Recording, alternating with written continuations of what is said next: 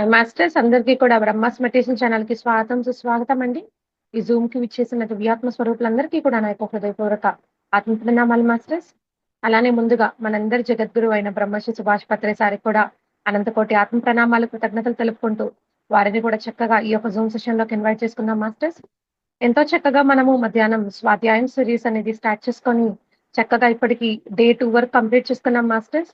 మరణాంతర జీవితం అనే గొప్ప ఆధ్యాత్మిక బుక్ ద్వారా చక్కటి జ్ఞానాన్ని ప్రతిరోజు కూడా 2 రోజుల నుంచి అందుకుంటూ ఉన్నాం. ఈ రోజు డే 3 ని స్టార్ట్ చేసుకుందాం మాస్టర్స్. ఎంతో చక్కగా మనతో పాటు ఈ ప్రయాణంలో భాగంగా జ్ఞానం అందించడానికి లతా మేడం గారు కర్నూలు నుంచి మనకు జూమ్ సెషన్ కి విచ్చేసి ఉన్నారు మాస్టర్స్. మేడం ముందుగా మీకు బ్రహ్మాస్ మెడిటేషన్ ఛానల్ కి స్వాగతం సుస్వాగతం madam. Thank you so much. Over to you madam. Thank you madam. Thank you so much. Brahma's meditation channel team వారికి, అలాగే బ్రహ్మశ్రీ పితామహ పత్రిజీకి, స్వర్ణమాల పత్రి మేడం గారికి ఆత్మీయ ప్రణామాలు తెలుపుకుంటూ మాస్టర్స్, అలాగే మరణాంతర జీవితం డోలోరీస్ కెన్నాన్కు రేవతి మేడం గారికి కూడా ఆత్మీయ ప్రణామాలు మాస్టర్స్.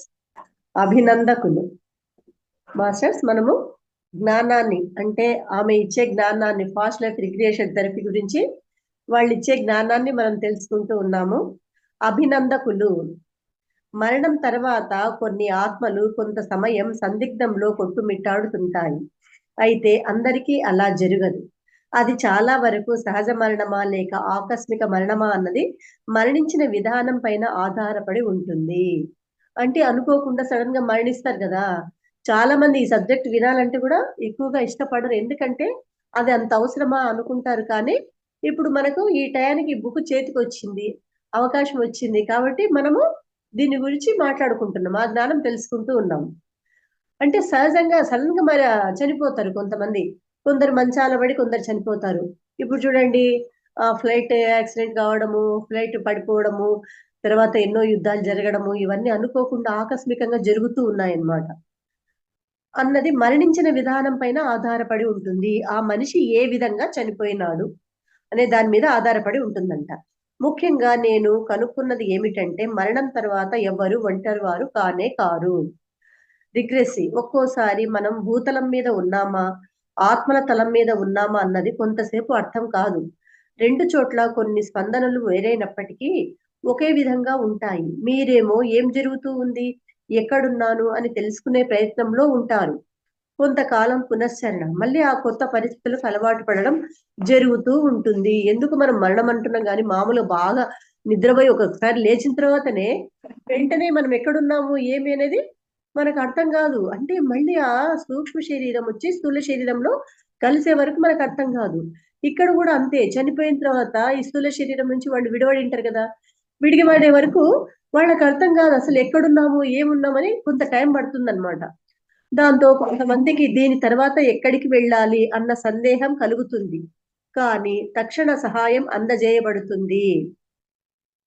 కనుక మరణించిన వారు విచారపడవలసిన అవసరం లేదు. గత జన్మలలో మీతో సన్నిహిత కర్మ సంబంధం ఉన్న కొన్ని ఆత్మలు మీ దగ్గరికి వస్తాయి. చూడండి, ఎప్పుడైనా సరే ఒంటరి వారము అనేది ఉండదు అన్నమాట. ఎప్పటికైనా సరే ఒంటరి వారం అనేది లేదు. ఎందుకంటే తెలిసిన వాళ్ళు ఎంతో మంది ఉంటారు.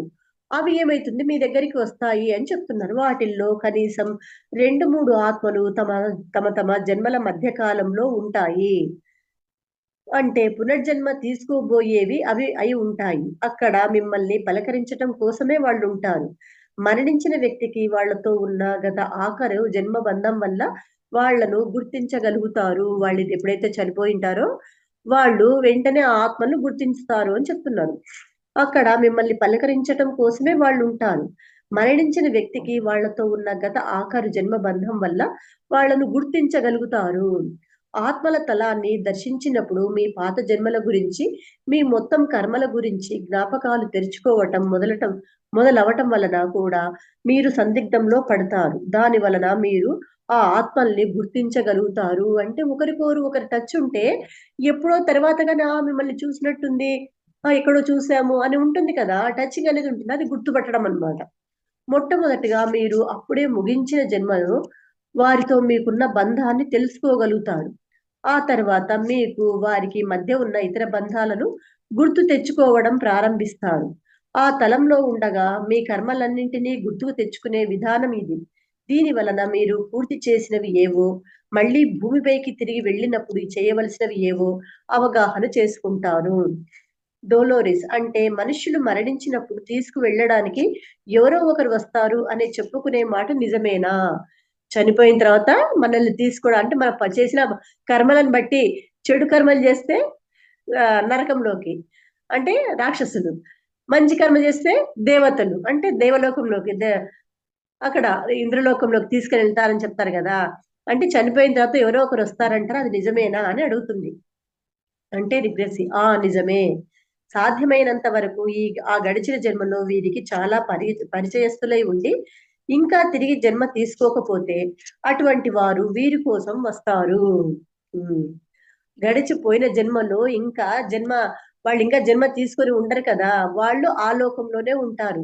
వీళ్ళు చనిపోయిన వెంటనే అక్కడికి వచ్చేసి వాళ్ళను గుర్తుపడతారు. అలాంటి వారు ఎవరూ లేనప్పుడు వీళ్ళు గుర్తించగలిగిన వారు వేరే ఎవరైనా వస్తుంటారు. మార్పు సంభవించే కాలంలో వారిని ఆ మార్పు సుముఖం చేయటం కోసం ఇలా వస్తూ ఉంటారు. డోలోరీస్ కానీ చాలా సార్లు మనుషులు హింసాత్మకంగానో హఠాత్తుగానో మరణించడం జరుగుతుంది. వాళ్ళకు తాము మరణించామని తెలియకపోతే సందిగ్ధం ఇంకా పెరుగుతుందా అని ఆమె క్వశ్చన్ వేస్తుంది. సడన్ గా చనిపోయినా, ఇప్పుడు చూడండి యుద్ధంలో ఎంతో మంది చనిపోతుంటారు, ఇవన్నీ జరుగుతూ ఉంటాయి. వాళ్లకు చెప్తున్నారు అనమాట. తెలియకపోతే చనిపోయినామని తెలియకపోతే సందిగ్ధంలో పడతారా అంటే రిగ్రెసి చెప్తున్నారు నిజమే. అయితే అక్కడున్న సహాయకులు జరుగుతున్న దానిని వివరించి వాళ్లకున్న సందిగ్ధాన్ని తొలగించే ప్రయత్నం చేస్తారు. అంటే కదా, ఇప్పుడు మన పిల్లలకు అర్థం కాకపోతే మనం ఏ విధంగా కూర్చొని నిదానంగా మెల్లగా అర్థం చేసి చెప్తామో, అలాగే స్థూల సూక్ష్మ శరీరంలో కూడా అలాంటి వాళ్ళు ఉంటారు. ఆ వాళ్లకు లింక్స్ ఉంటాయి కాబట్టి వాళ్ళు కూడా ఆ విధంగా మెల్లగా అర్థమయ్యేటట్టు చెప్తారు అని చెప్తున్నారు రిగ్రెసి. నిజమే. అయితే అక్కడున్న సహాయకులు జరుగుతున్న దాన్ని వివరించి వాళ్లకున్న సందిగ్ధాన్ని తొలగించే ప్రయత్నం చేస్తారు. డోలోరిస్ చైతన్యం శరీరాన్ని విడిచిపెట్టిన తర్వాత మిగిలిన ఆత్మలతో కలిసి సాధారణంగా ఎక్కడికి వెళ్తుంది? చైతన్యం ఉంటేనే కదా కదలిక. ఈ చైతన్యం అనేది వదిలిపోవచ్చు. శరీరాన్ని విడిచిపెట్టినాక మిగిలిన ఆత్మలతో కలిసి సాధారణంగా ఎక్కడకు వెళ్తుంది అని క్వశ్చన్ వేసినారు. రిగ్రెసి విషయాలు నేర్చుకునే తలంలోకి వెళ్తుంది. అంటే ప్రతి ఒక్కటి నేర్చుకునేది అనమాట. ఏదైనా కానీ భూమి మీద కానీ అన్నిటి దగ్గర అన్ని నేర్చుకునేటందుకు ఏం చెప్తున్నారు, అది కేవలం ఉనికి మాత్రమే. దానికి ప్రత్యేక కేంద్ర స్థావరం అంటూ ఏమీ లేదు. ఆ తలంలో ఉన్న చాలా ఆత్మలను కలుసుకుంటుంది. ఆ ఆత్మ తాను మరుజన్మలో ఏం చెయ్యాలో తెలుసుకున్న తర్వాత ఆత్మ నిపుణులను కలుసుకొని రాబోయే జన్మకు సన్నాహాలు చేసుకుంటుంది. అంటే మనం ఇప్పుడు ఎక్కడైనా ఊరు వెళ్ళాలనుకుంటే అందరం కలిసి వెళ్ళాలనుకుంటే ఏం తీసుకెళ్ళాలి అనుకుంటాం కదా. అలాగే అన్ని కలిసి డిస్కషన్ చేసుకొని ఏ విధంగా ఇంకో జన్మకి వెళ్ళాలి అని డిస్కషన్ చేసుకుంటాయంట. తిరిగి వెళ్ళటానికి ఎటువంటి పరిస్థితులు ఉంటే బాగుంటుందో చర్చిస్తుంది.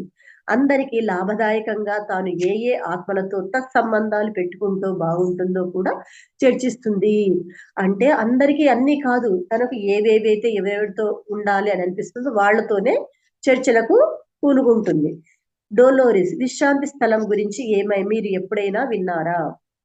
మీరు మాట్లాడుతున్నది ఇప్పుడు నేను చెప్పబోయే దాని గురించే అయినట్లయితే అది గాయపడిన ఆత్మలు విశ్రాంతి తీసుకొని పుంజుకొని తిరిగి ఇతర ఆత్మల సమూహాలలోకి వెళ్ళడానికి గాని మళ్ళీ జన్మ తీసుకోవడానికి గాని సిద్ధపడే వరకు ఉండే స్థలం. చూడండి, గాయపడిన ఆత్మలు అంటే ఇంజూరీస్, అదే దెబ్బలు దాకింటాయి కదా, వాళ్ళంతా ఆ విధంగా ఉన్నప్పుడు మళ్ళీ జన్మ తీసుకోవడానికి గాని సిద్ధపడే వరకు ఉండే స్థలం. డోలోరిస్ మన ఆత్మ శరీరాన్ని వదిలేటప్పుడు జీసస్ ఆత్మ మనల్ని కలిసి ఏ దిశలో ప్రయాణించాలో నిర్దేశిస్తుందని కొంతమంది నమ్ముతారే? ఆమె అడుగుతుందన్నమాట డోలోరిస్. రిగ్రెసి అలా సంభవించటం నిజమే, కానీ అందరి విషయాలలోనూ తప్పనిసరిగా అలానే జరగాలి అని లేదు. కొన్నిసార్లు ఆ వ్యక్తి జీసస్ శక్తిని మాత్రమే చూడాలని ప్రార్థించినా కోరుకున్న జీసస్ చైతన్యం సాక్షాత్కరిస్తుంది. అంటే ఆ వ్యక్తి ఎవరిని అనుకుంటారో వాళ్ళు మటుకే వస్తారు అని చెప్తున్నారు. ఎవరైతే తనను కోరుకొని తన ముందు హృదయాన్ని పరుస్తారో వాళ్ళు మళ్ళీ జన్మించకపోయినా మరణ సమయంలో వారికి సహాయం చేస్తానని జీసస్ చెప్పారు. మిగిలిన ఇతర మత విశ్వాసకులకు, నమ్మకస్తుల విషయంలో కూడా ఇదే వర్తిస్తుంది.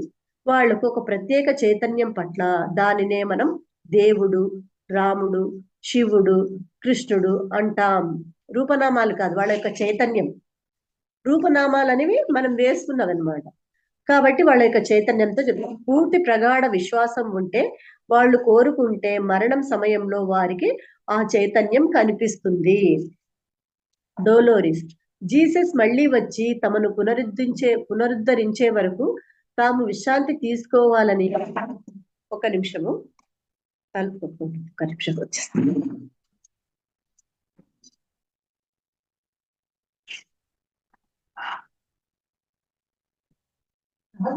కొట్టుకుంటుంది కదా.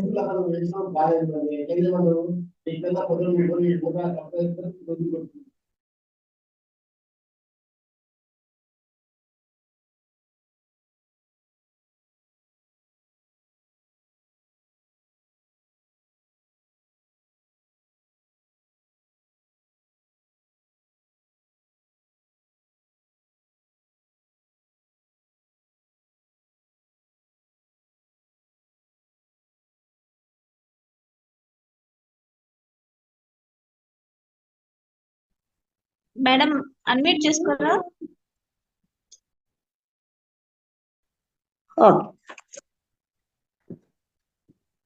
డోలోరిస్ అడుగుతున్నారు, జీసస్ మళ్ళీ వచ్చి తమను పునరుద్ధరించే వరకు తాము విశ్రాంతి తీసుకోవాలని గాఢంగా నమ్ముతూ చనిపోయిన వారు ఆత్మలుగా నిద్రపోతూ ఉండే ప్రదేశం ఒకటి ఆత్మల లోకంలో ఉన్నదని నమ్ముతారు. దాని మాట ఏమిటి అంటే, చాలా మంది ఎవరైతే అనుకుంటారో వాళ్ళే వచ్చి మమ్మల్ని లేపాలని అలాగే అనుకుంటారనమాట. అట్లే పడిపోయి ఉంటారు. ఇప్పుడు చూడు, బాగా నిద్రపోతుంటారు, అమ్మ వాళ్ళు లేపుతారు లేని పిల్లలు ఏ విధంగా పడిపోయి ఉంటారు.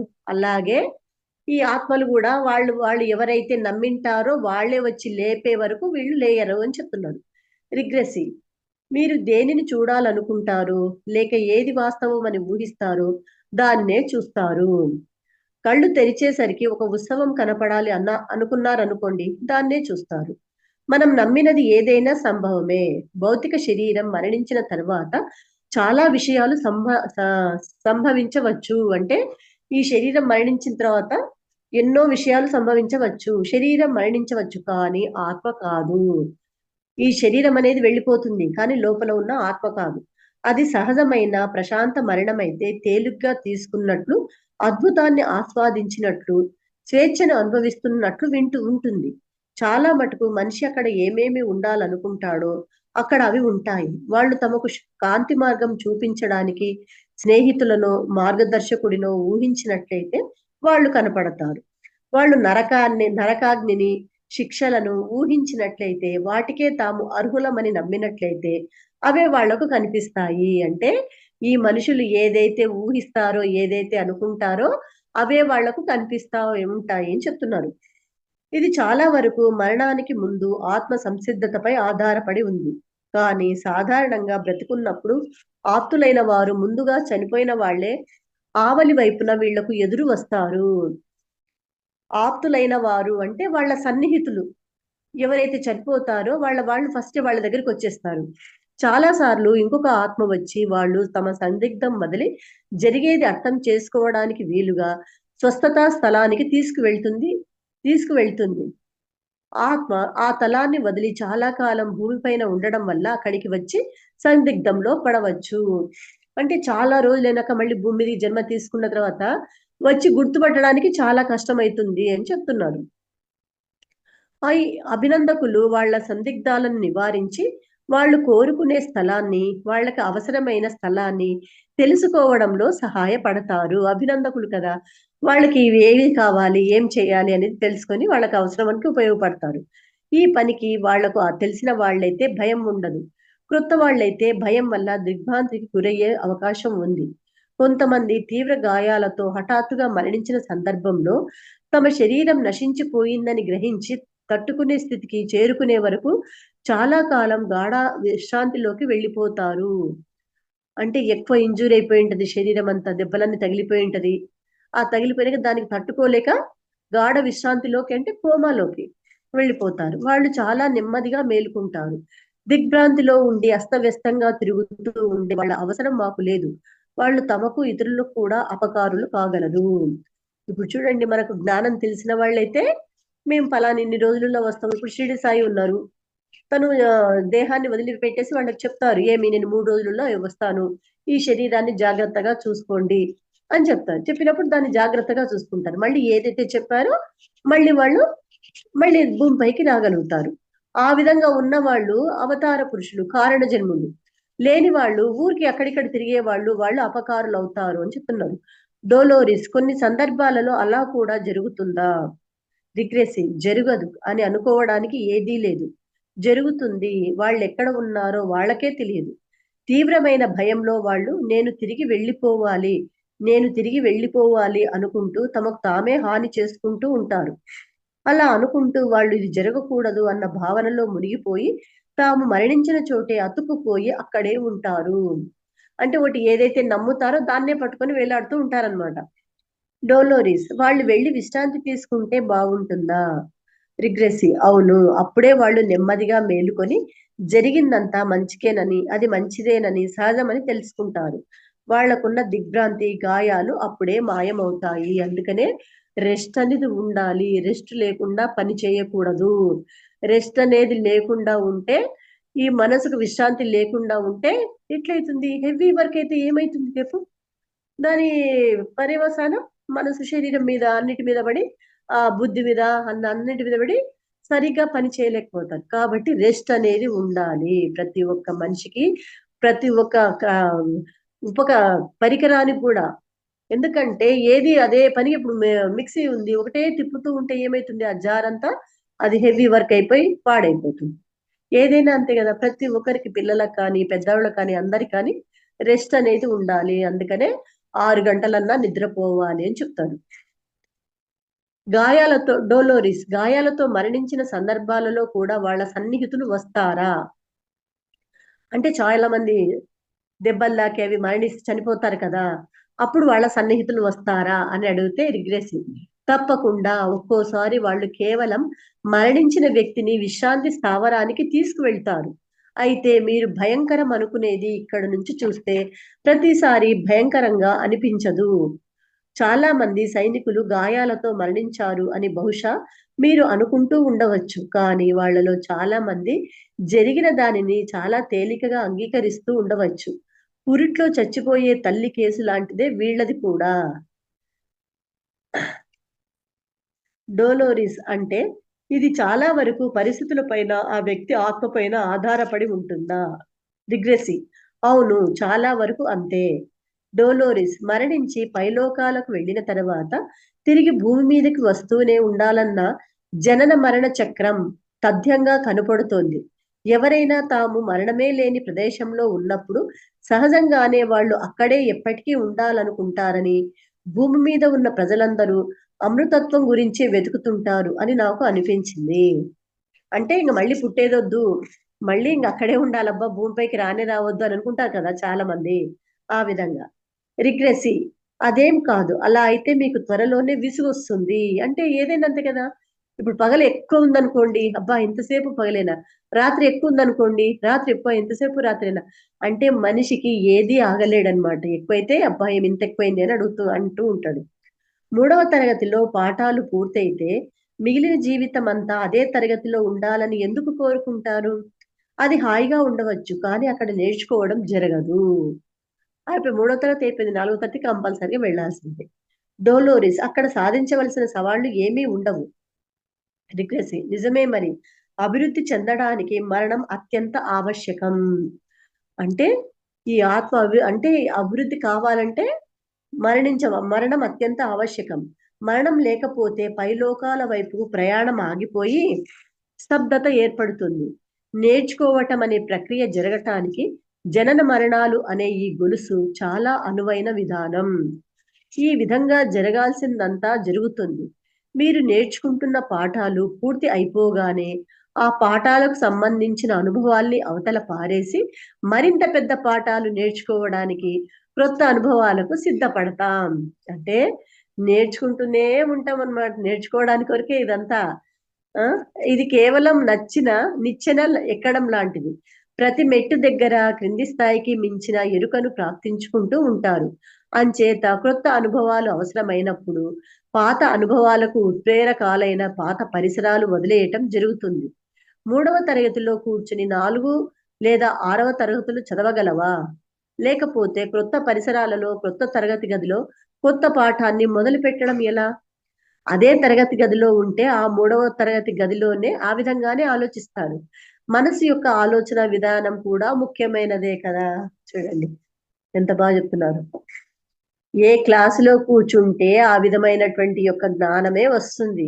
అది మారాలంటే దాన్ని దాటి బయటికి వెళ్తేనే కదా వేరే జ్ఞానం వస్తుంది. అలాగే ఇప్పుడు చెప్తున్నాడు, మనస్సును దాటి వెళ్తేనే కదా, మనస్సు యొక్క పరిధిలో ఉంటే ఆ వైపునే ఉండడం జరుగుతుంది. డోలోరిస్, భూమిపై చాలా మంది విషయంలో అది నిజమే అని అనుకుంటున్నాను. ఒక్కోసారి ఆ పరిసరాలలోనే ఉండిపోతే వాళ్ళ అభివృద్ధి చెందకుండా ఆగిపోతారు. మీరు చెప్పదలుచుకున్నది అదేనా? రిగ్రెసి, ఖచ్చితంగా అదే. డోలోరిస్, వాళ్లకు ఒక కొత్త విషయం నుంచి, కొత్త పరిస్థితుల నుంచి, కొత్త ప్రదేశం నుంచి సవాళ్లు అవసరం, అంతే కదా. రిగ్రెసి, ఆ అభివృద్ధి చెందడానికి కొత్త పరిసరాలు ఎంతో అవసరం. పాత జ్ఞాపకాలు భవిష్యత్ దర్శనానికి అడ్డుగోడలా ఉంటాయి. అంటే ఎప్పుడు కొత్తవి చూస్తూ కొత్తదానికి పోతూ ఉండాలి, పాతవి పట్టుకొని వేలాడకూడదు అని చెప్తున్నది. డోలోరిస్, కొంతమంది మరణానంతర జీవితమే ఉండదనుకుంటారు. అంటే ఇంకా చచ్చిపోతే అయిపోయింది, ఇంకేముంది, అంతా ఇక్కడే కదా, ఏం చేసినా ఎవరికి తెలుస్తుంది అని అనుకుంటారు కదా. అదేం చెప్తున్నా అంటే రిగ్రెసి, ఆమె చిన్నగా నవ్వింది. కానీ ఒకసారి ఏదైనా ఉద్భవించిన తర్వాత దానిలో చైతన్య శక్తి నశింపబడదు. ఉద్భవించింది అంటే పుట్టింది, పుట్టిన తర్వాత చైతన్య శక్తి అనేది నశించబడదు. కనుక భౌతిక శరీరం మరణించిన తర్వాత కూడా ఉనికి ఉంటుంది అని నమ్మడంలో అంత కష్టం ఏముంది? భౌతిక శరీరం నశించింది, కానీ నేను ఉన్నాను అంటుంది. ఉనికి అంటే ఉన్నాను, నేను ఉన్నానని చెప్తుంది కదా. నా చేతికి దెబ్బ తగిలింది, నాకు దెబ్బ తగిలింది కాదు, నా చేతికి దెబ్బ తగిలింది, నాకు కన్ను నొప్పేస్తుంది, చెవి నొప్పి పుడుతుంది, రకరకాల, నా చర్మం కాలింది.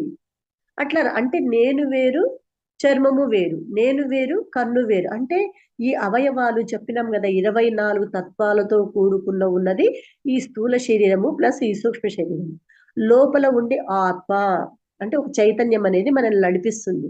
ఈ 24 తత్వాలు అంటే ఈ పంచభౌతిక పంచదేహాలలో నుంచి ఏ విధంగా అన్ని వెళ్ళిపోతాయో, సూక్ష్మ శరీరం సూక్ష్మ కలిసిపోతాయో, ఆత్మ మటుకు అలాగే ఉంటుంది.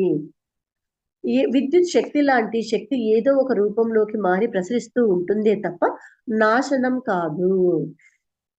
శక్తికి నాశనం లేనప్పుడు మానవ ఆత్మ చైతన్యం నశిస్తుందని ఎందుకు అనుకుంటున్నారు? శక్తికి నాశనం అనేది లేదు. అది ఉత్పత్తి అయిందంటే అది ప్రసరిస్తూనే ఉంటుంది. ఏ శక్తి నశించినప్పుడు ఆత్మశక్తి ఎలా నశిస్తుంది? అదే మానవాత్మ. శక్తి కంటే వేరే ఏమీ కాదు. ఆత్మ అనేది మన భౌతిక శరీరంలో నివసించే ఒక పదార్థం కాదు, అది ఒక శక్తి, ఒక ఎనర్జీ. ఆత్మ అనేది ఒక ఎనర్జీ, శక్తి. కనుకనే అన్ని శక్తులలాగే అది కూడా విస్తరిస్తుంది. శక్తి ఒకటే చోట ఉండదు, అది విస్తరిస్తూ పోతూ ఉంది. మీ వ్యక్తిత్వపు అసలు రూపం శక్తి రూపమే. అదే సృష్టికి మూలం సత్యం. సృష్టి అంతా శక్తే. కొన్ని శక్తి రూపాలు మీ చుట్టూ ఉన్న భౌతిక ప్రపంచంలాగా తక్కువ స్థాయిలో ఉంటాయి, అయినప్పటికీ అది శక్తే. ఉష్ణశక్తి యొక్క మార్పిడి పద్ధతి అనే ప్రక్రియకు అన్వయించి దీనిని మనం నిరూపించవచ్చు. పదార్థమంతా వాస్తవానికి శక్తే, కాకపోతే చాలా చాలా తక్కువ స్థాయిలో వ్యక్తీకరించబడుతుంది. అందువల్లనే మీరు ఏమాత్రం ఎక్కువ తక్కువ కాని పరిపూర్ణమైన కాంతి స్వరూపాలుగా మిమ్మల్ని మీరు చూసుకోగలుగుతారు. పదార్థం అనే విషయం ఏమీ లేనే లేదు, అది కేవలం భౌతిక ప్రపంచంలో ఉండే దానిని వర్ణించడానికి ఉపయోగించిన ఒక భావం మాత్రమే. పదార్థం అంటే ఒక రూపము నామం, ఒక పదార్థం అంటే ఒక లడ్డు గాని ఒక రూపము నామం క్రియేట్ చేయబడింది, కానీ అన్ని కలిసి అన్ని దాంట్లో ఉన్నాయి. అన్ని కలుపుతూనే ఒక లడ్డు కానీ, ఒక జిలేబీ కానీ, ఒక జాగరి కానీ అన్ని తయారు చేయబడ్డాయి. కానీ అన్ని యొక్క శక్తి దాంట్లో, ఎనర్జీ అనేది దాంట్లో ఉంది కనుక అది టేస్ట్ వస్తుంది, అన్ని వస్తుంది, దాంట్లో అన్ని ఉన్నాయి.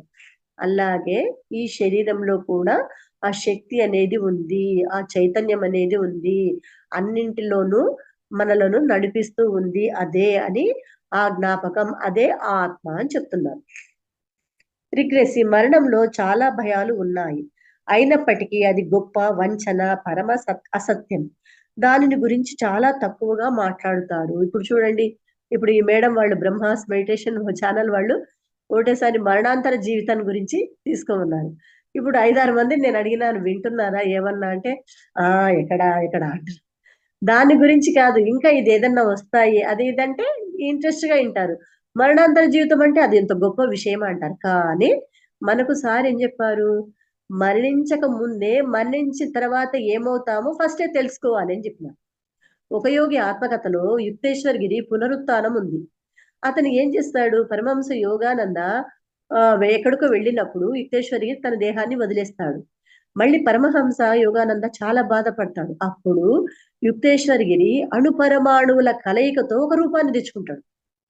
నాకు కూడా ఫస్ట్ ఇది ఒక యోగాత్మకత చదివినప్పుడు అర్థం కాలే, కానీ ఎప్పుడైతే నేను ధ్యానం చేశానో అప్పుడు అనిపించింది, ఓహో అణుపరమాణువుల కలయికనే కదా ఇదంతా, సృష్టి అంతా.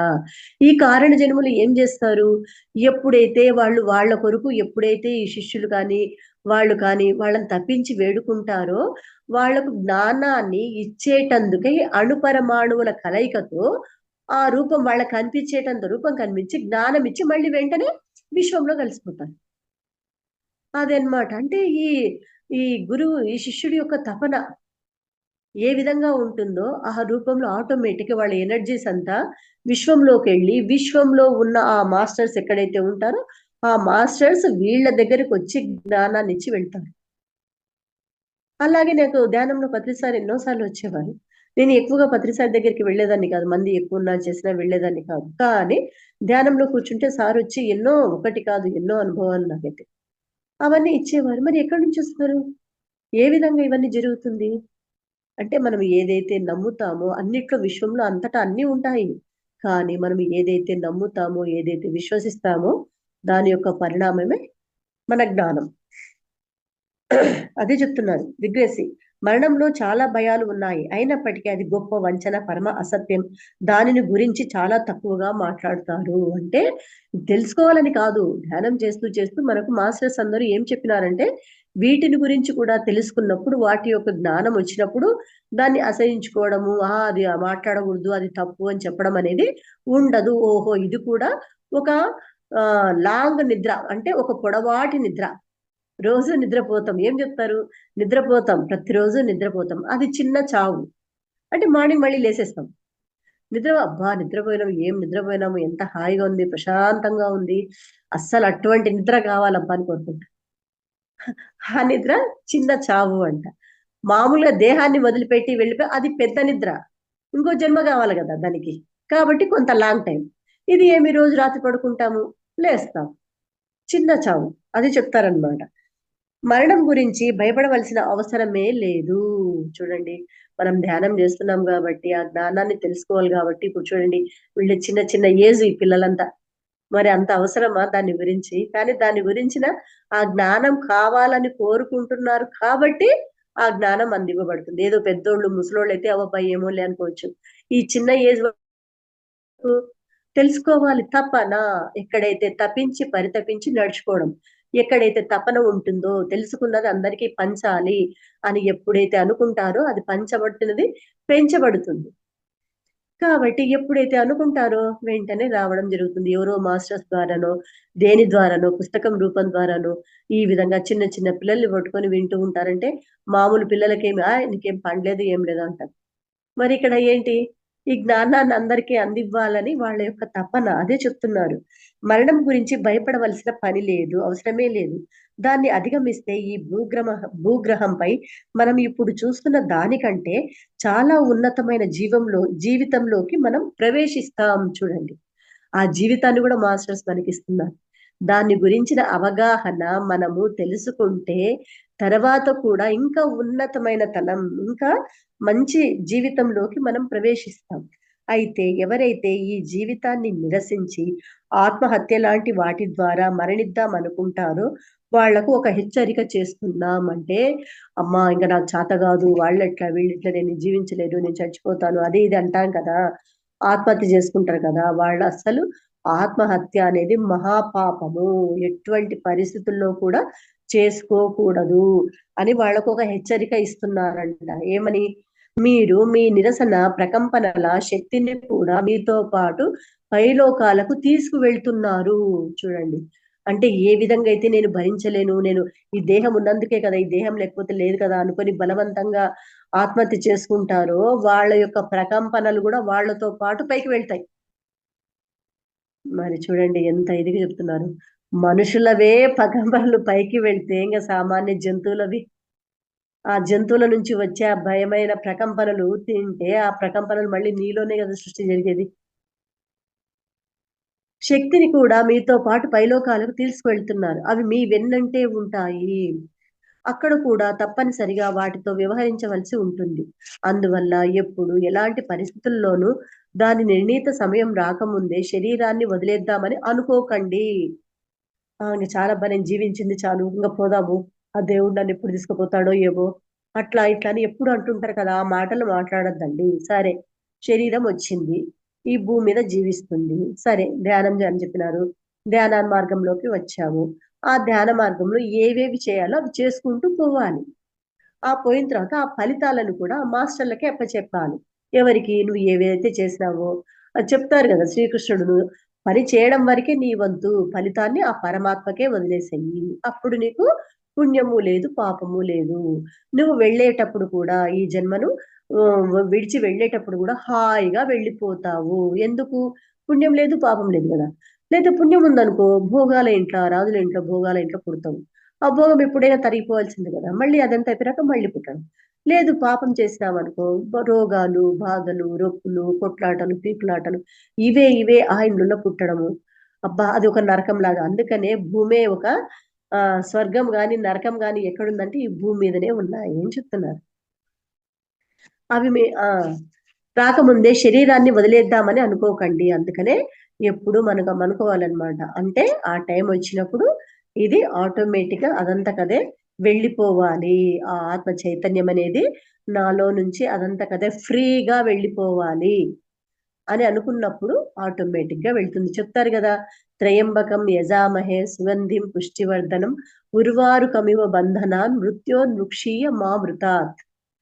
దోస తీగ నుండి దోసకాయ ఏ విధంగా వేరుపడిందో అలాగే ఈ శరీరం నుంచి ఆ ఆత్మ చైతన్యం అనేది ఆటోమేటిక్ గా పైకి వెళ్ళిపోయి అనంత విశ్వంలో కలిసిపోవాలి, ఎటువంటి ఇబ్బంది లేకుండా అని ఎప్పుడైతే మనం అనుకుంటామో ఆటోమేటిక్ అది అలాగే జరుగుతుంది. ఎప్పుడు నేను ఆ ఆత్మలని ధ్యానం ద్వారా తెలుసుకుంటూ దాని యొక్క సాధన చేస్తూ ఆ విధమైనటువంటి దారిలో నడుస్తూ మాస్టర్స్ యొక్క జ్ఞానాన్ని స్వీకరిస్తూ అవి ఆచరిస్తూ లోటుపాట్లు సమస్యలు ఏవైనా ఉంటే అవి తనలో తాను ధ్యానంలోనే పరిష్కరించుకుంటూ మాస్టర్స్ యొక్క సలహాలను తీసుకుంటూ మెల్లమెల్లగా ముందుకు పోతూ ఉంటే అప్పుడు ఏమవుతుంది, ఆటోమేటిక్ గా ఆ టైంలో వెళ్ళేటప్పుడు వెళ్తాము. మనము హాయిగా ఉండాలన్నమాట. అప్పుడు నేను వెళ్ళే టయానికి నాకు తెలియాలి, ఆ టైంలో నేను హాయిగా ప్రశాంతంగా వెళ్ళిపోవాలి అని అనుకోవాలంట.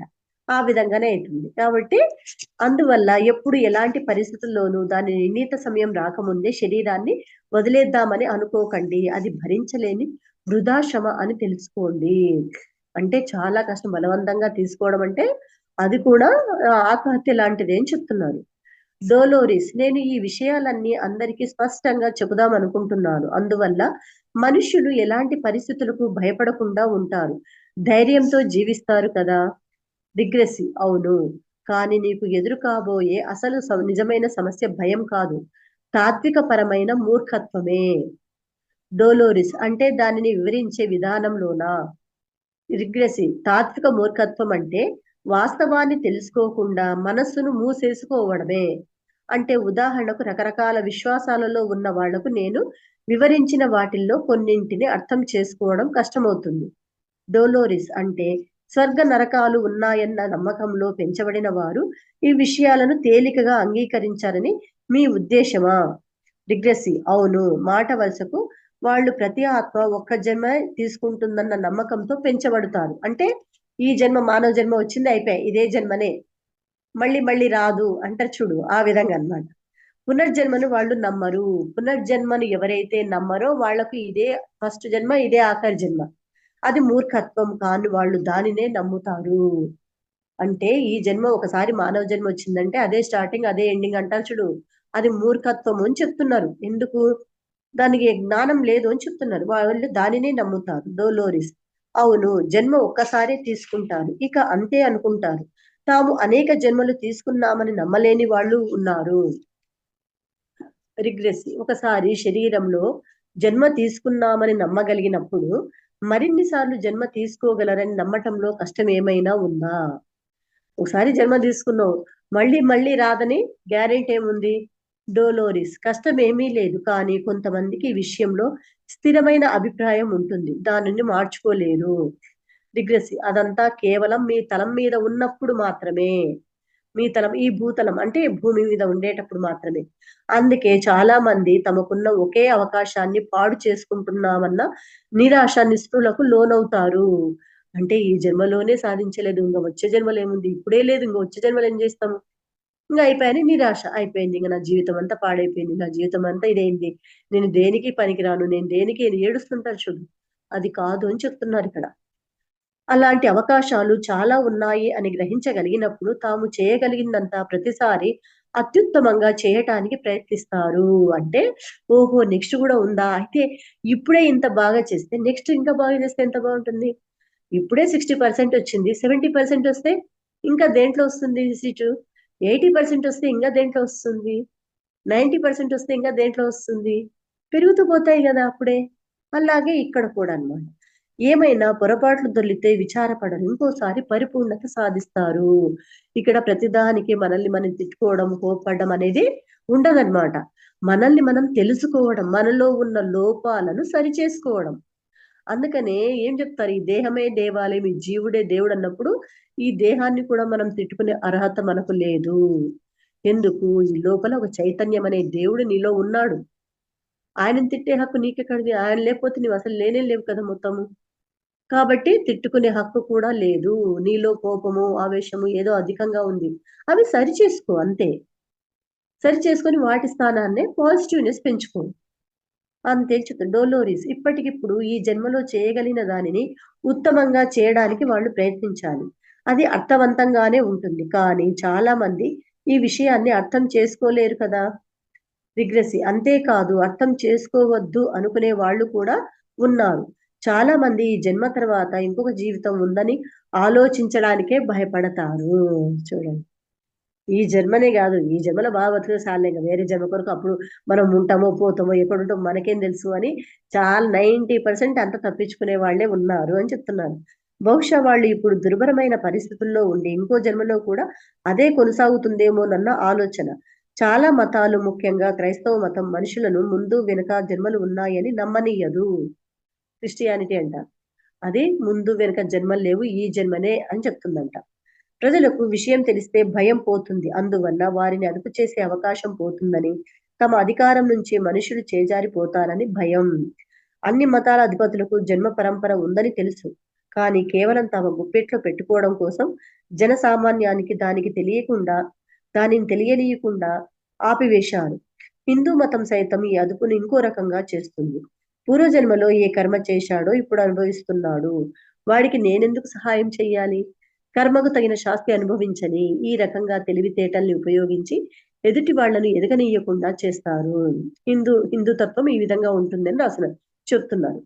అంటే ఏదన్నా అనుభవిస్తుంటాడు, కర్మ అవన్నీ అనుభవిస్తుంటాడు, వాడు ఏం చేసుకున్నాడో ఏమో పూర్వజన్మలో, కానీ అనుభవించని అంత ఇదైపోతుంది అని అంటారు కదా. ఆ విధంగా ఈ చెప్పే వాళ్ళంతా మతం కోసం నిలబడిన వాళ్ళు అని అనుకోను.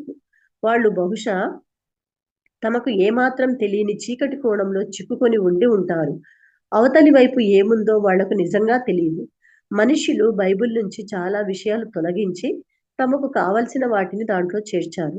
వాళ్ళకి ఎలాంటి దిగుళ్ళు లేవు, అలా చేయటాన్ని లెక్క చేయరు, తప్పుగా భావించరు. ఆ గ్రంథం ఇలాగే చెప్పాలనుకుంది కాబట్టి అది దానినే చెబుతుంది అనుకుంటారు. డోలోరిస్. కాలక్రమంలో బైబిల్ చాలా సార్లు మార్చబడిందని అంటారు కదా. ఇలాంటి విషయాలు వెలుగులోకి తీసుకువచ్చినప్పుడు మనుషులు సహజంగా భయపడతారు కదా. రిగ్రెసి ఈ విషయాలు వాళ్ళను ఆలోచింపచేస్తాయి కూడా. కానీ చాలా మంది స్వేచ్ఛగా ఆలోచించడానికే భయపడతారు. మనుష్యులు తమ జీవిత కాలమంతా నమ్ముతూ వచ్చిన దానిని మీరు తీసివేసి ఆ నమ్మకాలు ఎంతమాత్రం నిజం కాదని వాళ్ళ తల్లిదండ్రులే బహుశా తెలియక అసత్యాలు చెప్పి ఉంటారని అంటూ మీరు వాళ్ళ నమ్మకాల పునాదుల్ని పెకలిస్తున్నారు. అక్కడేమీ లేదు అన్నదైనా సరే ఏదో ఒకటి నమ్మకపోతే మనుషులు బ్రతకలేరు. వాళ్ళు దేనినో ఒక దానిని నమ్మాలి, అనుసరించాలి, అంతేకాని ఆలోచించరు. డోలోరిస్ దీనినే ఇంకో రకంగా చెప్పాలంటే వేరే రకమైన ఆలోచన పద్ధతి వల్ల వాళ్ళు భయపడ్డారు అని అనుకోవచ్చా?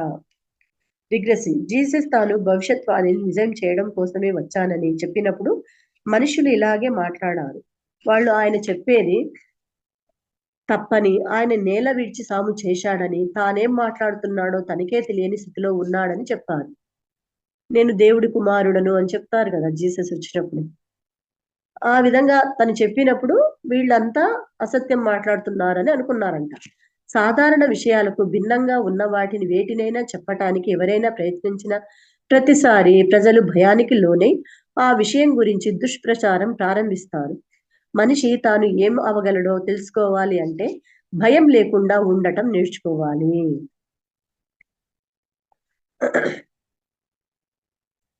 మనిషి తాను ఏం అవగలడో తెలుసుకోవాలి అంటే భయం లేకుండా ఉండటం నేర్చుకోవాలి.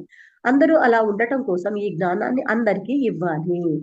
ఫస్ట్ భయం దేని నుంచి వస్తుంది, ఎందుకొరకు వస్తుంది అనేది తెలుసుకొని ఓహో దీని వల్ల భయం వస్తుందా, దీనికి ఈ విధంగా సొల్యూషన్ అని ఆ జ్ఞానాన్ని అందరికీ ఇవ్వాలి అని చెప్తున్నారు. ఈ విషయాలన్నీ తెలుసుకోవాల్సిన అవసరం ఉన్న వాళ్ళు ఎంతో మంది ఉన్నారు. ఇది విన్న వెంటనే వాళ్ళ మెదడులో సత్యం ఒక మెరుపులాగా మెరిసి నిజం గుర్తించగలుగుతారు.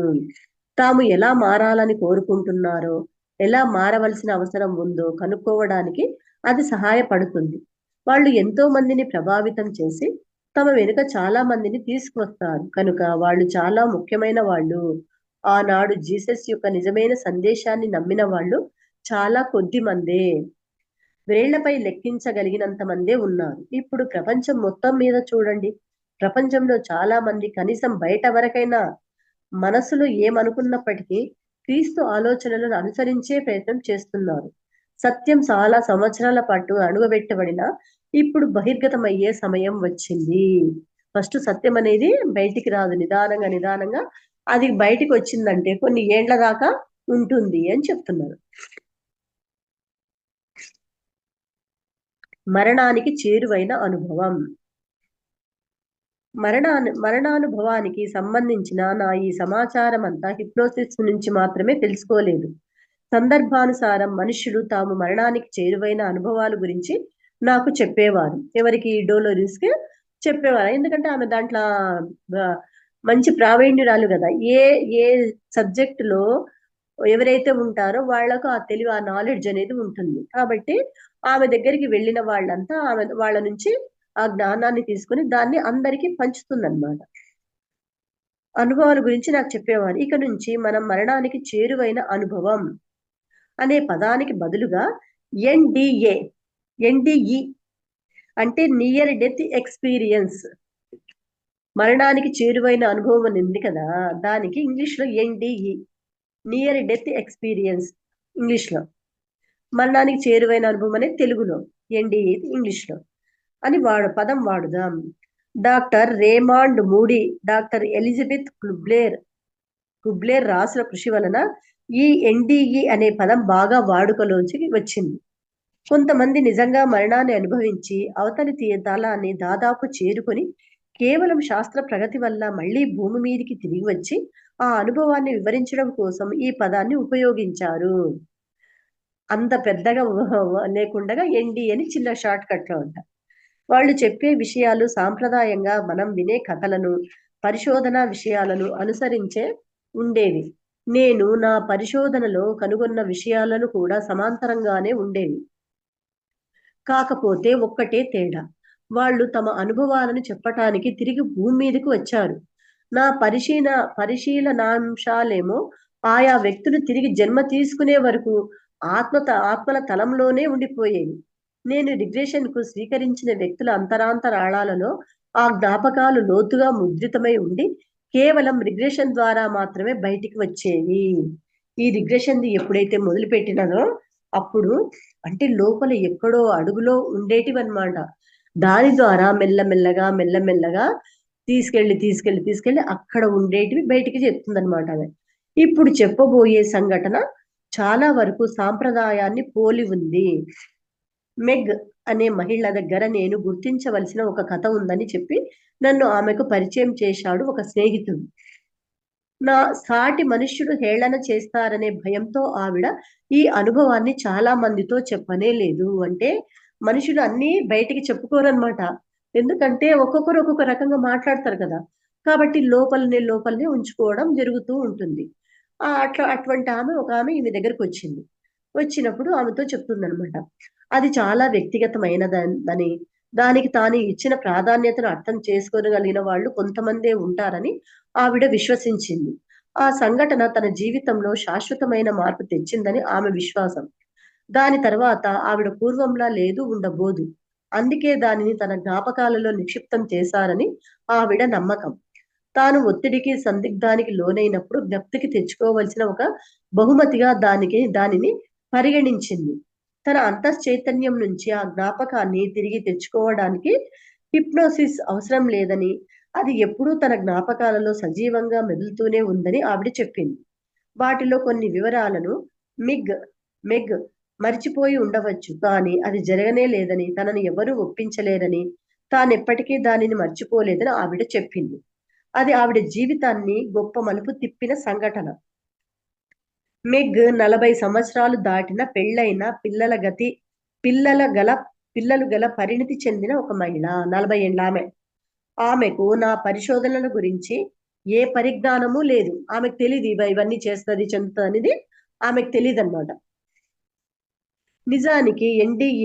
నిజానికి ఎన్డీఈల గురించి కూడా ఆమె ఎప్పుడూ విని గాని చదివి గాని ఉండలేదు. ఎన్డీఈ అంటే నియర్ డెత్ ఎక్స్పీరియన్స్. ఆమెకు తెలియదు ఇదంతా. ఆమె చాలా సరదాలతో కూడిన అందమైన జీవితాన్నే గడిపింది. కానీ ఆ సంఘటన తర్వాత సరదాలన్నీ నిరర్ధకమైనవి అని అనిపించింది ఆమెకు. ఆమె జీవితంలో ప్రతి విషయం మీద దాని ప్రభావం పడింది.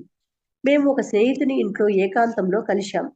తన కథను టైపులో నమోదు చేయడానికి వీలుగా మెగ్ ఒక కుర్చీలో హాయిగా కూర్చుంది. స్పష్టత అవసరాన్ని గుర్తించి ఏ అనవసరమైన అలంకార వర్తన లేకుండా ఆమె తీసుకున్న జాగ్రత్తకు నాకు చాలా ముచ్చట వేసింది. విషయాన్ని జాగ్రత్తగా యథాతథంగా చెప్పవలసిన అవసరాన్ని గుర్తించి ప్రతి వివరాన్ని జాగ్రత్తగా గుర్తుంచుకుంది. తన పేరు బయటికి రాకుండా ఉండే పక్షంలో తన కథను నేను ముద్రించడానికి ఒప్పుకుంది. ఆమె మాటలలోనే ఆ కథని చెప్పుకుందాం. 40 ఏండ్లు కలిగి పిల్లలు గల పరిణితి చెందిన ఒక మహిళ. అంతా బాగుంది, కానీ నియర్ డెత్ ఎక్స్పీరియన్స్ గురించి ఆమె చెప్పాలని ఈమె దగ్గరకు వచ్చి చెప్తుందన్నమాట. పేరు అవన్నీ ఏమీ చెప్పలేదట. 10 సంవత్సరాల క్రితం 1978వ సంవత్సరంలో నాకు ఒక శస్త్రచికిత్స జరిగినప్పుడు సంభవించింది. జూన్ నెలలో నేను ఒక పుస్తకాల షాప్ ప్రారంభిద్దాం అనుకున్నాను. కానీ ఈ మధ్యలో అనుకోకుండా సాధారణ వైద్య పరీక్షల్లో నా ఊపిరితిత్తుల్లో ఒక కణితి ఉందని కనుగొన్నారు. అది క్యాన్సర్ కు సంబంధించినదా లేక ఉత్తినే అలా ఉందా అన్నది నిర్ధారించలేక నాకు శస్త్రచికిత్స చేయాలన్నారు. శస్త్రచికిత్సకు ముందు నాకు క్యాన్సర్ ఉందేమోనన్న భావాల్ని నా మనసు ఒప్పుకునేది కాదు. అట్లాగని శస్త్రచికిత్స కూడా నాకేమంత ఇష్టంగా లేదు. దాని గురించి నాకు మంచి ప్రకంపనలు వచ్చేవి కాదు. కానీ తప్పలేదు. ఈ విషయం నేను ఇంతవరకే వర్ణించగలను. నా బాల్యమంతా సంప్రదాయబద్ధంగా గడిచింది. నేను కాంగ్రిగేషనల్ లూథరీస్ అనే ఇలాంటి చర్చిలకు వెళ్లేదానిని. చివర్లో వెళ్ళటం మానేశాను. మా కుటుంబం పల్లె ప్రాంతానికి మారినప్పుడు మా ప్రక్క ఇంటి వాళ్లతో కలిసి బాప్స్టిక్ చర్చికి వెళ్ళాను. అయినప్పటికీ నాలో ఆ మూల భావనలు చోటు చేసుకోలేదు. ఈ చర్చిలేవి నన్ను ఏ విధంగానూ ప్రభావితం చేయలేకపోయాయి. పెళ్ళైన తర్వాత నా భర్తతో కలిసి ఎపిస్కోషల్ చర్చికి వెళ్ళాను. దాంతోనూ పెద్ద బంధం ఏమీ ఏర్పడలేదు. కొంతకాలానికి నాకు నేను దేవుడు లేడని భావించే నిరీశ్వర వాదిని ఏమో అనిపించింది. కానీ చిన్నప్పటి నుంచి పెరిగిన వాతావరణం వల్ల, అలవాట్ల వల్ల నేను నాస్తికవాదిగా మారలేకపోయాను అనుకుంటాను. శస్త్రచికిత్సకు ముందు రోజు రాత్రి నేను ఆసుపత్రిలో పడుకున్నప్పుడు నేను ఎక్కడి నుంచి వచ్చానో మీరు తెలుసుకోవాలని నా కోరిక. నేను ఈ ఆపరేషన్ నుంచి బయటపడను అని అనుకున్నాను. నాకు తోచిన విధంగా నేను నా చివరి ప్రార్థన చెప్పుకున్నాను. ఆ చీకట్లో, ఆ నిశ్శబ్దంలో నువ్వున్నావో లేదో నాకు తెలియదు. ఒకవేళ నువ్వు ఉన్నట్లయితే నిజంగా ఇంతకంటే నేను చేయగలిగిందేమీ లేదు అనుకున్నాను. ఆధ్యాత్మికంగా నేను చేయవలసింది ఏమైనా మిగిలిందేనేమోనని జరిగిన వాటినన్నింటినీ పునఃసమీక్షించుకున్నాను. ఆ తర్వాత నువ్వు ఉన్నావని నేను నిజంగా అనుకోవటం లేదు కానీ, ఒకవేళ ఉన్నట్లయితే నాకు కొంత సహాయం కావాలి. అంతే కదా! ఎప్పుడూ అంత రాదు కానీ బాధల్లో ఆ భగవంతుడు గుర్తుకొస్తాడు అందరికి. సుఖంగా, సంతోషంగా, ఆనందంగా ఉన్నప్పుడు అంత రాదు కానీ, బాధలున్నప్పుడు వెంటనే ఆ దేవుడు, ఆ భగవంతుడు అనేవాడు గుర్తుకొస్తాడు. కానీ ఒకవేళ ఉన్నట్లయితే నాకు కొంత సాయం కావాలి అని అనుకున్నాను. నేను నేరుగా గోడ వరకు వెళ్ళాను. నాకు ఇంతకంటే విశ్వాసం లేనందుకు నన్ను మన్నించు. కానీ పూర్తి నిజాయితీతో చెప్తున్నాను. ఈ ఆకర్షణంలో నేను ఇంతకంటే చేయగలిగిందేమీ లేదు అని అన్నాను. ఏమైతే నేను శస్త్రచికిత్స జరిగ్గానే జరిగింది. కానీ నేనే కొంత అసౌకర్యంగా ఉన్నట్లు, నరకంలాగా ఉందని భావించాను. తర్వాత ఏమవుతుందా అని ఆలోచిస్తూ మరింత బాధకు గురయ్యేదాన్ని. తేలుతూ లోపలికి వెళ్తున్నాను. బయటకు వస్తున్నాను. డెమరాల్ ముందు ఇస్తూనే ఉన్న డెమరాల్ ఓకే డెమరాల్ మందుని ఇస్తూనే ఉన్నారు నాకు. నేను నిజాయితీతో వ్యవహరించాలని మీకు ఇదంతా చెప్తున్నాను. ఎప్పుడు సెలైన్ డ్రిప్ కొనసాగుతూనే ఉండేది. నమ్మలేని వారు ఆవిడకు బాధ నివారణ మందులు ఇస్తున్నారు అని అంటూ ఉండేవారు. పర్వాలేదు, నమ్మని వాళ్ళు తాము చెప్పదలుచుకున్నది మాత్రమే చెప్తారు. ఐసీయు అత్యవసర శ్రద్ధా విభాగంలో ఉండగా 3వ రోజు నిద్రపోతున్నాను. హఠాత్తుగా ఒక పొడవైన చీకటి కొండ గుహలోకి జారిపోతున్నాను. అక్కడ నులివెచ్చగా, చాలా ప్రశాంతంగా, భద్రతతో ఉన్నట్లు ఉంది. కానీ నేను చూసిన వాటన్నింటిలోనూ అత్యంత చీకటి ప్రదేశం. దానికి అటు ఇటు ఉన్న కొండ గుహ గోడల లాంటివి దూరంగా ఉన్నట్లున్నాయి. అంతలోనే హఠాత్తుగా దగ్గరగా వచ్చినట్లు అనిపించింది. ఒకానొక తరుణంలో ఆ కొండ గోడలు చూశాను. అవి పూర్తిగా నలుపు నుంచి బంగారు నారింజ వర్ణంలోకి మారి వింత కాంతితో మెరుస్తూ కనిపించాయి. అదేదో ఆత్మలకు సంబంధించిన విషయంలాగా అనిపించింది. కానీ అదేమిటో నాకు పూర్తిగా గుర్తులేదు. కానీ హాయిగాను, భద్రంగాను ఫీల్ అయ్యాను. ఆ కొండ గుహల్లోంచి కిందికి పోతుంటే మంచు ప్రదేశం లాంటిది కనిపించింది. అక్కడికి చేరుకునేసరికి ఆ గుహ లోపలికి పోవడానికి వీలు లేకుండా ప్రవేశ ద్వారం మొత్తానికి ఒక పెద్ద రాయి అడ్డుగా కనిపించింది. దానిని దాటి వెళ్ళలేను. కానీ ఇరుక్కుని తిరగడానికి దాని చుట్టూ కాస్తంత వీలుంది. ఎక్కడ చూసినా పొగమంచు. అప్పుడు అక్కడ కొంతమంది నిలబడి ఉండడం కనిపించింది.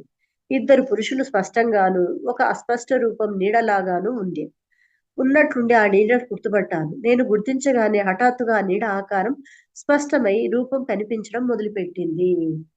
చూడండి, మనము ఎక్కడెక్కడికో వెళ్తాం కదా, వెళ్ళినా కూడా ఆడొక్కసారి మనం చూసినాము ఎక్కడో అనేటప్పటికీ ఆ ఆకారం వచ్చేస్తుంది అనమాట. అందుకనే భయపడ్డం అనేది అవసరం లేదు, భయం అనేదే అవసరం లేదు అని చెప్తున్నాను. అక్కడ రూపం అనేది ఆకారం స్పష్టమై రూపం కనిపించడం మొదలుపెట్టింది. తమాషాగా అనిపించింది. అతను విల్లీ వోంకాలోని జీన్ వెల్టర్లా కనిపించాడు. అతను అందమైన ఉంగరాల జుట్టుతో తెలుపుపై పింక్ రంగు ఉన్నకోటు వేసుకుని ఉన్నాడు. ముందుగా నేను ఇదేమిటా అనుకున్నాను. వెంటనే ఉన్నట్లుండి నేను మరణిస్తున్నాను అని గుర్తించాను. ఒక్క క్షణం భయపడ్డాను. అంతలో ఆ కోటు ధరించిన వ్యక్తి, నువ్వు మృత్యుద్వారంలో ఉన్నావు అన్నాడు. సరిగ్గా ఖచ్చితంగా అవే మాటలు, నువ్వు మృత్యుద్వారంలో ఉన్నావు అని విన్న వెంటనే అతనే మృత్యుదేవత అని నేను గుర్తించాను. ఆ విషయం అతను చెప్పలేదు, కానీ నాకు తెలుసు. కొంచెం భయం కలిగించే విధంగా ఉన్నాడు అనిపించింది. అతను నువ్వు మృత్యుద్వారంలో ఉన్నావు అని చెప్పినప్పుడు అతను ఎంతో దయగా ఉన్నట్లు అనిపించి నాకు భయం వేయలేదు. పైపెచ్చు ఎంతో కరుణతో నిండినట్లు అనిపించింది. నేను కొంచెమైనా భయపడలేదు. అతను ఎంతో దయతో ఉన్నాడు. అంతేకాదు, ఎంతో సామర్థ్యం కలిగి ఉన్నాడు. నమ్మశక్యం కాకుండా ఉంది. నాకు గుర్తొస్తుంది. నేను ఆలోచిస్తూ ఆ క్షణంలో నెమ్మదిగా తలాడిస్తూ నాకు తెలుసు అన్నాను. అనేక వైపుల నుంచి ఏకకాలంలో సమాచారం అందుతోంది కనుక ఆ తర్వాత చెప్పబోయేది కలగాపులగంగా ఉంటుంది. కేవలం అనుభూతి నుంచి వ్యక్తపరచబడుతుంది. ఎవరు ఎక్కడ ఏమన్నారో యథాతథంగా చెబుతూ పోతాను. నా మొదటి ఆలోచన, మరణం తర్వాత ఏదో విషయం తప్పకుండా ఉంది. నివ్వెరపోయాను. కానీ మాటికి నేను అంటున్నాను, మరణం చాలా తేలికగా ఉంది కదా, చాలా చాలా తేలికగా ఒక కుర్చీలో నుంచి లేచి వేరే కుర్చీలో కూర్చున్నట్లు ఉంది. అక్కడ ఉన్న వాళ్ళు తమ తలలు ఊగుతున్నారు. అంతలో ఒకళ్ళు అన్నారు, కానీ అక్కడికి వెళ్ళడం కష్టం అంటే ఏమిటో నాకు అర్థం కాలేదు. కానీ అతను అన్నది మాత్రం అదే.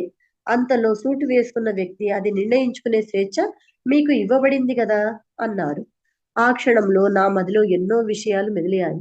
వాటిలో ఒకటి, మరణం ఒక నర్తకి అని ఆ ఆలోచన వింతగానే ఉంది.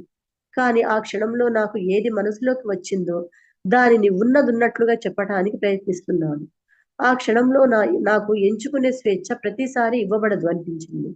అలాగే ప్రతి ఒక్కళ్లకు స్వేచ్ఛ ఉండదు అనిపించింది. అది ఇప్పుడు ఈ క్షణంలో మాత్రమే జరిగింది. అదే విధంగా ఇప్పుడు నేను ఎవరినైతే మృత్యుదేవత అని అనుకుంటున్నానో ఆయన ఆ స్థానంలో శాశ్వతంగా ఉండడు అనిపించింది. ఆయన కేవలం అప్పటికే ఆ పని కోసం వినియోగించబడ్డాడే తప్ప ఆయన శాశ్వతమైన లేక స్థిరమైన పని కోసం కాదు అనిపించింది. అంటే ఎవ్వరు ఎక్కడ స్థిరంగా ఉండరు, మారుతూ మారుతూ ఉంటుంటారు. నేను అక్కడ ఇంకా కొన్ని నీడల్లా ఉన్న రూపాలను చూశాను. వాళ్ళు నాకు సహాయం చేయటం కోసమే అక్కడ ఉన్నారు అనిపించింది. ఆయన నన్ను ఇక్కడ ఉండాలనుకుంటున్నావా, వెళ్ళిపోదాం అనుకుంటున్నావా అడిగాడు. ఉండడం అంటే వాళ్లతో పాటు ఆత్మతలంలో ఉండడం, వెళ్ళడం అంటే వెనుకకు భూమి మీదకి వెళ్ళటం. అందుకని చనిపోయిన వాళ్ళకు కూడా వాళ్ళు అక్కడ అడుగుతారంట, ఇక్కడ మీరు ఉంటారా లేకపోతే వెళ్తారా. పుణ్యఫలం అయిపోయిన తర్వాత మళ్ళీ తిరిగి భూమి మీదకి రావాలి, పాపఫలం రోగం తర్వాత మళ్ళీ వెళ్ళిపోవాలి. అంటే అక్కడ వాళ్ళు అడుగుతారు, ఉంటారా వెళ్తారా అని. అంటే వెనుకకు భూమి మీదకు వెళ్ళటం. కానీ మనం సాధారణంగా దీనికి వ్యతిరేకార్థంలో మాట్లాడుకుంటూ ఉంటాం. ఉండాలనుకుంటున్నావా, వెళ్ళాలనుకుంటున్నావా. అక్కడ అద్భుతంగా ఉంది అని నాకు తెలుసు. నాకు అక్కడే ఉండిపోవాలి అనిపించింది. అందుకే ఉద్విగ్నంగా చెప్పాను, నేను ఉంటాను అని. Okay masters. Thank you masters. Thank you so much.